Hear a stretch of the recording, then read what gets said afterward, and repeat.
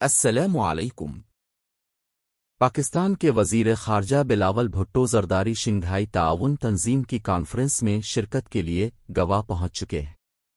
وہ 2011 کے بعد انڈیا کا دورہ کرنے والے پہلے پاکستانی وزیر خارجہ ہیں۔ اس سے قبل جب پاکستانی وزیر خارجہ ہنا ربانی کھر نے 12 سال قبل اپنے انڈین ہم منصب ایس ایم کرشنا سے دلی میں ملاقات کی تھی تو حالات کافی مختلف تھے۔ انڈیا اور پاکستان تعلقات میں بہتری اور تجارت کو فروغ دینے کی کوشش کر رہے تھے۔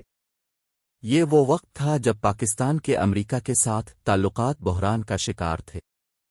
امریکی تھنک ٹینک دی ولسن سینٹر کے مائیکل کوگلمین کہتے ہیں کہ اس وقت سفارتی ماحول باہمی میل جول کی کوششوں کے لیے تیار تھا۔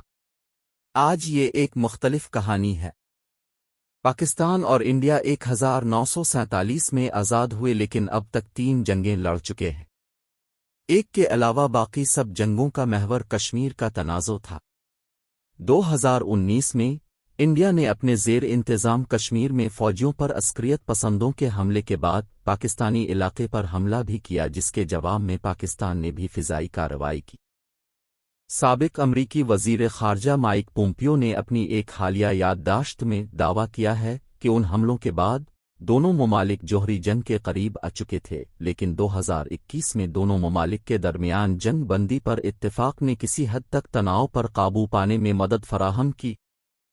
جب انڈیا نے گزشتہ سال غلطی سے ایک سپرسونک میزائل پاکستان کی سمت میں داغ دیا تھا تو اسلام آباد نے اس واقعے کو سنگین بحران میں تبدیل کیے بغیر اس میزائل لانچ کی مذمت کرتے ہوئے ایک بیان جاری کرنے پر اکتفا کیا۔ کوگل مین کہتے ہیں کہ اس کا مطلب یہ نہیں کہ باہمی تعلق کسی محفوظ مقام پر ہے، یہ ہمیشہ تناؤ کا شکار رہتا ہے۔ آج بھی دونوں فریقوں کو محاذ آرائی کی جانب واپس لے جانے کے لیے صرف ایک محرک درکار ہوگا۔ ایسے حالات میں شاید یہ حیرت کی بات نہیں کہ بلاول بھٹو زرداری کے گوا کے ساحلی شہر کے دورے سے توقعات کافی کم ہیں۔ پاکستان میں انڈیا کے سابق ہائی کمشنر کے عہدے پر کام کرنے والے ٹی سی اے راگھون کا کہنا ہے کہ دراصل انڈیا اور پاکستان دونوں شنگھائی تعاون تنظیم SCO کے ساتھ تعلق کو بہت اہمیت دیتے ہیں۔ سنہ 2001 میں وسطی ایشیا میں سیکیورٹی اور اقتصادی معاملات پر بات چیت کے لیے قائم ہونے والی SCO کی قیادت چین کرتا ہے، جو پاکستان کا ایک اہم اتحادی ہے۔ دوسری جانب روس بھی اس فورم کا رہنما ہے، جو پاکستان کا ایک اہم ابھرتا ہوا دوست بن کر سامنے آ رہا ہے۔ اس تنظیم میں وسطی ایشیا کے 4 دیگر اراکین ممالک بھی شامل ہیں، اور یہ ایک ایسا خطہ ہے جس سے اسلام آباد تجارت، رابطوں اور توانائی کے لیے جڑا رہنا چاہتا ہے۔ مائیکل کوگلمین کہتے ہیں کہ اسلام آباد کے لیے کانفرنس میں شرکت نہ کرنے سے پاکستان کو ایک ایسی تنظیم سے الگ تھلگ ہونے کا خطرہ بڑھ جائے گا جو اپنے مفادات کو مضبوطی سے قبول کرتی ہے۔ تاہم بلاول بھٹو زرداری اور ان کے انڈین ہم منصب ایس جے شنکر کے درمیان کوئی 2 طرفہ ملاقات متوقع نہیں۔ دلی میں جواہر لال نہرو یونیورسٹی کے ہیپی مون جیکب کہتے ہیں کہ اس حقیقت کے علاوہ کہ ایک پاکستانی وزیر خارجہ نے طویل عرصے سے انڈیا کا دورہ نہیں کیا، یہ دورہ وسیع تر 2 طرفہ تناظر میں کافی غیر اہم ہے۔ امریکہ میں پاکستان کے سابق سفیر حسین حقانی، جو اب واشنگٹن DC کے ہڈسن انسٹی ٹیوٹ میں ہیں، بھی اسی طرح کے جذبات کی باز گشت کرتے ہیں۔ ان کا کہنا ہے کہ یہ دورہ تعلقات میں کسی قسم کی بہتری کی نمائندگی نہیں کرتا۔ مائیکل کوگلمین کا کہنا ہے کہ پاکستانی وزیر خارجہ کے دورے کو 2 طرفہ نہیں بلکہ علاقائی تناظر میں دیکھنا بہتر ہوگا۔ وہ دلی کے ساتھ مفاہمت کی کوشش نہیں کریں گے۔ وہ علاقائی تنظیم کی کانفرنس میں شرکت کرنے جا رہے ہیں، جو پاکستان کے مفادات کے لیے کافی اہمیت رکھتی ہے۔ ایسے میں دونوں حریف ممالک ایک ایسی کیفیت میں منجمند نظر آتے ہیں جسے پروفیسر ہیپی مون جیکب سرد امن کا نام دیتے ہیں۔ وہ کہتے ہیں کہ کوئی بھی فریق حالات خراب نہیں کرنا چاہتا، لیکن مسائل پر بات چیت شروع کرنے دوسرے ملک کو رعایت دینے میں کسی کو جلدی نہیں۔ ٹی سی اے راگھون کا خیال ہے کہ دونوں ملکوں کے باہمی تعلقات پچھلے 2 سال سے مستحکم ضرور ہیں، لیکن ایک کم تر سطح پر۔ پاکستان کے سابق سفیر حسین حقانی اس تعلق کو وقتہ فوقتہ اتار چڑھاؤ کے ساتھ ورزش کی مشین پر چلنے سے تشبیہ دیتے ہیں۔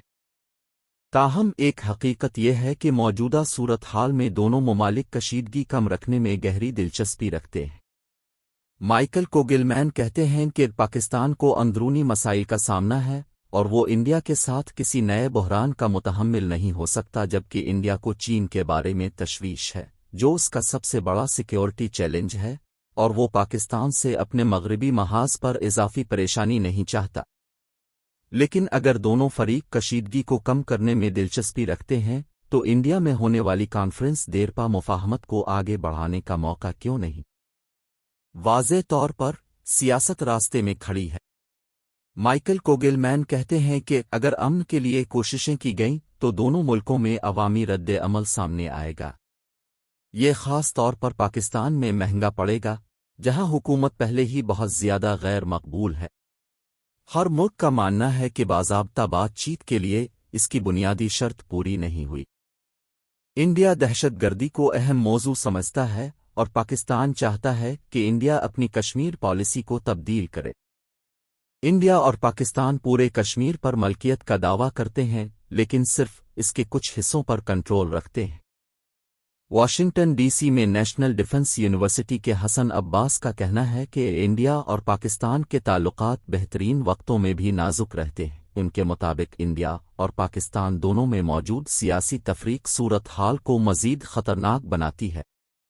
دونوں ممالک کے درمیان بیک چینل بات چیت کی حالیہ غیر مصدقہ خبریں بھی ماہرین کو متاثر نہیں کرتیں۔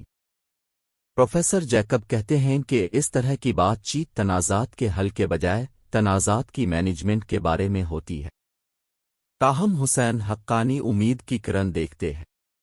وہ کہتے ہیں کہ اگوا جیسی ملاقاتیں اکثر بات چیت کی بحالی کی راہ ہموار کرتی ہیں، لیکن باقی ماہرین اتنے پر امید نہیں ہیں۔ حسن عباس کہتے ہیں بہترین وقتوں میں بھی پاکستان اور انڈیا کے تعلقات نازک ہی رہتے ہیں۔ ایسے حالات میں ایک پرامن تعطل ایک اچھا آپشن ہے، لیکن طویل مدت میں امن معاہدے سے کچھ بھی کم ہونا نقصان دہ ہوگا۔